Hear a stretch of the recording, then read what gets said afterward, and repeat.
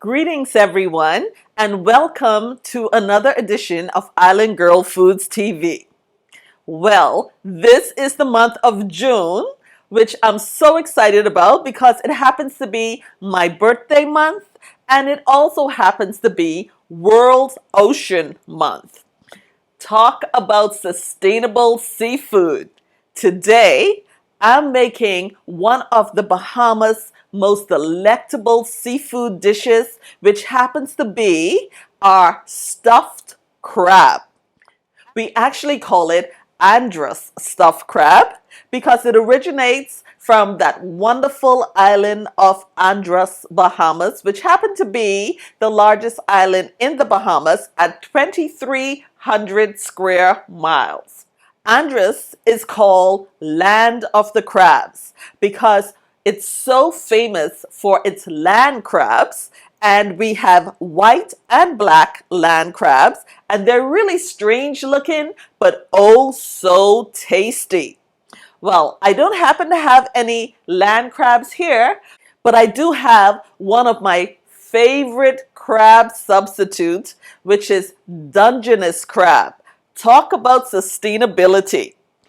This crab has a meaty, delicate, sweet texture, which is going to make its meat perfect for this stuffed crab.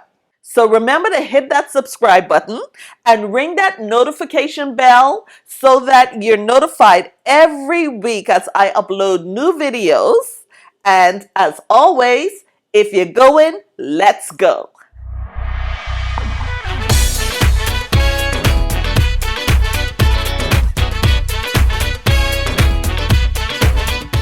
So with all my prep ingredients in its place, I have a half a cup of ghee, or you may use butter. There's a half of sweet onion diced, a half of red bell pepper diced, a quarter green bell pepper diced, 2 tablespoons of minced garlic.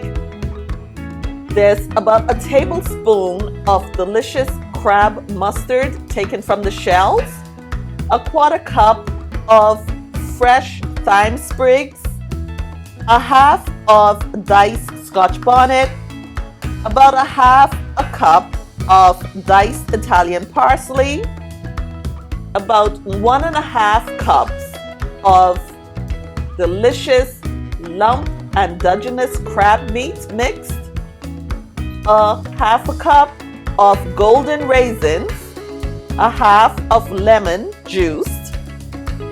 I have a half a cup of panko breadcrumbs along with a half a cup of plain breadcrumbs, seafood seasoning for my crab meat, and some seafood stock, about 1 cup. Okay, so let's get started on this delicious stuffed crab. So I just want to take the time to mention that Dungeness crab is exclusively produced by Canada and the United States. And this crab is incredibly sustainable as only the male crabs are eaten, as the females are left to reproduce. So this is the gift that just keeps on giving. So to get started, I'm going in with my ghee.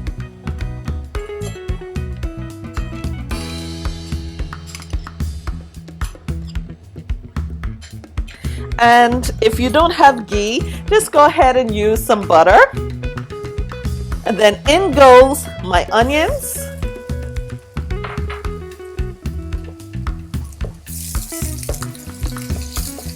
This is the sound that I want to hear.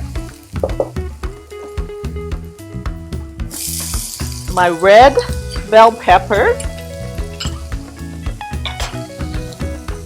green bell peppers,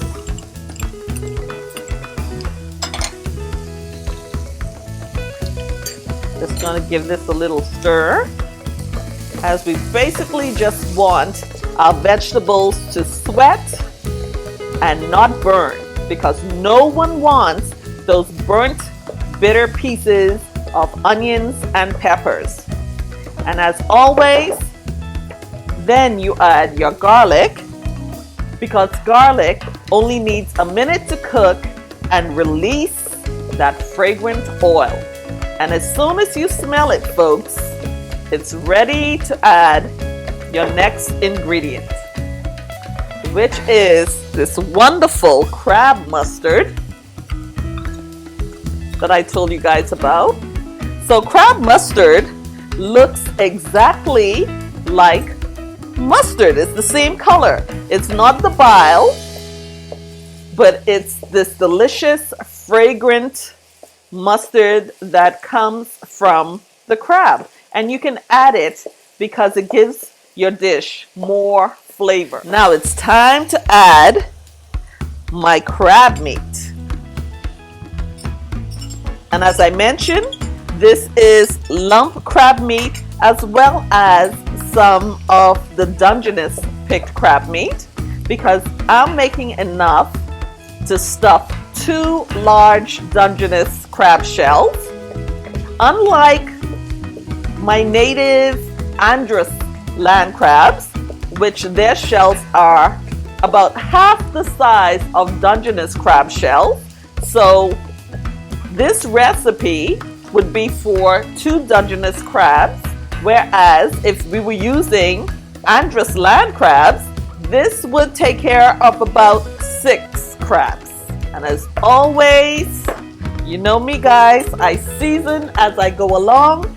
So my seafood season, which I make myself, as you all know, I believe in making my own aromatic seasoning. And you can just click down on the link if you would like to know my seafood seasoning recipe, or you're free to use some Old Bay seasoning as well. Going in with my fresh thyme leaves, which really makes all the difference. And folks, as soon as these fragrant leaves hit the heat, hit this pan, it was a burst of floral aroma.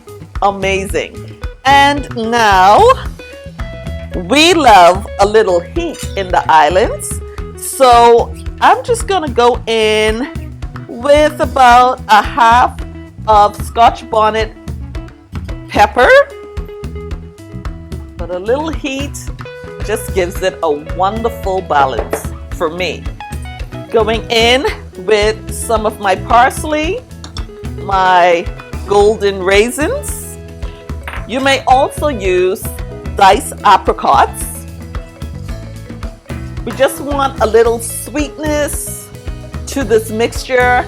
Now I'm going to add the juice of my lemon and both my panko and plain breadcrumb going in. You can also use this crab stuffing to stuff into mushrooms like a portobello or a cremini mushroom, which is a baby portobello. And that will be a wonderful appetizer as well. So now I need a little liquid in here. So I'm going in with some of my seafood stock. You can use fish stock, crab stock. It's gonna make it a little moist and flavorful. It's all about the flavor, right? As Bahamian cuisine is never bland, guys. We're all about big, bold flavors. And now I'm ready to stuff my crabs, but not without having a taste, just to check for the seasoning. I want to get a bite of everything in here. My raisins, my peppers, my garlic, my onions. Delicious. So I have my biters here, which we're also going to eat. And I have the back of a Dungeness crab, which I've cleaned out really well.